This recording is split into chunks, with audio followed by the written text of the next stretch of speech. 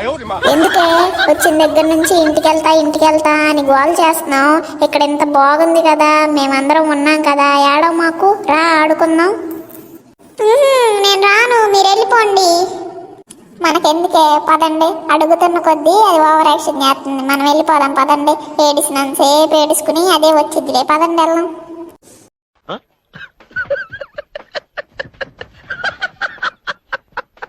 రండే, మనకెందుకు ఈ గోల?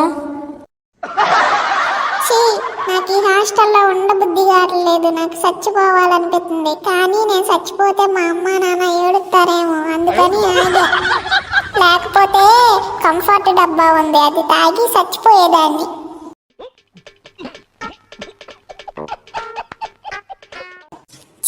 అసలు అమ్మ నాన్నలకి నేనంటే ప్రేమే లేదు, అందుకని నన్ను హాస్టల్లో పడేశారు.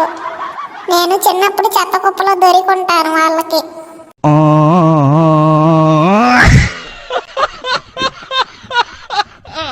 ఒసే ప్రియా, ఇంకా ఏడ్చింది చాలు, లెగవ్వే.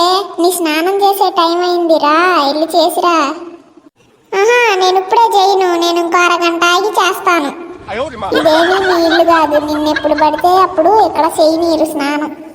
మనకంటూ 10 నిమిషాలు అని టైం ఇస్తారా? 10 నిమిషాల్లోపే మనం స్నానం చేసి రావాలి. లేకపోతే ఈ రోజంతా స్నానం చేయకుండానే రేపు స్నానం చేయాలి. ఏంటి 10 నిమిషాల్లో స్నానం చేసి రావాలా? 10 నిమిషాల్లో అసలు స్నానం ఎలా చేసి వస్తారు? ఇక్కడ అంతే, అదొక రూలు. నువ్వు కొత్త కదా, నీకేమీ తెలియదు. 4 రోజులు పోతే నీకే అలవాటు అవుతుందిలే. 10 నిమిషాల్లో స్నానం నేను చేయలేనమ్మా, అరగంట అయినా పట్టిద్ది. అయినా 10 నిమిషాల్లో ఎవరైనా స్నానం చేయగలుగుతారా? ఏమోనమ్మా, ఇక్కడ అదంతా కుదరదు.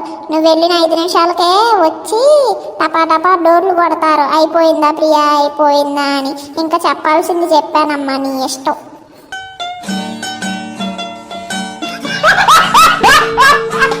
వెళ్తే వెళ్ళు స్నానానికి, లేకపోతే లేదు, నీ ఇష్టం. ఇంకా నేను చెప్పాల్సిందైతే చెప్పా.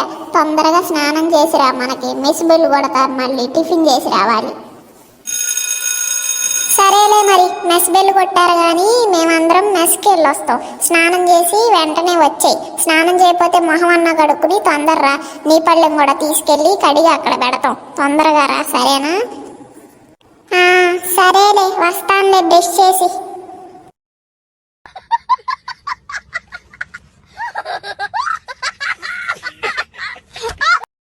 అమ్మో, హాస్టల్ లైఫ్ అంటే ఎట్లా ఉండిద్దా? 10 నిమిషాల్లో స్నానం చేయాలా? ఛీ, ఎంత కష్టమా హాస్టల్లో ఉంటాం. అమ్మో, ఇంకా 2 సంవత్సరాలు ఈ హాస్టల్లో ఎట్లా ఉండాలో ఏంటోనమ్మా. దీనికన్నా చచ్చిపోవటమే నయం. కాలేజ్ మానేసి ఇంటికాడ కూలి పనికి వెళ్ళటం ఎంత నయమో.